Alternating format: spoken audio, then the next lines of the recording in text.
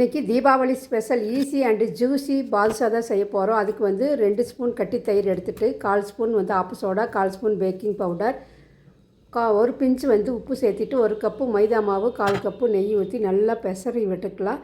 இந்த மாதிரி சாஃப்டாக பெசரி விட்ட பிறகு கொஞ்சம் கொஞ்சமாக தண்ணி ஊற்றி நல்லா சாஃப்டாக மாவு இந்த பதத்துக்கு வந்து பிசைஞ்சு லிட்டு போட்டு மூடி வச்சிடலாம்.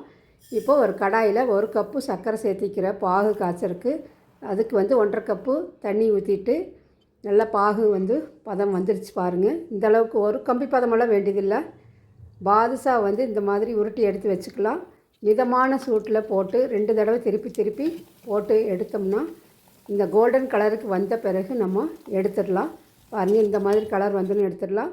போட்டுட்டு high flame and low flame மாற்றி மாற்றி வைங்க, இல்லாட்டி மாவு உள்ளே வேகாது.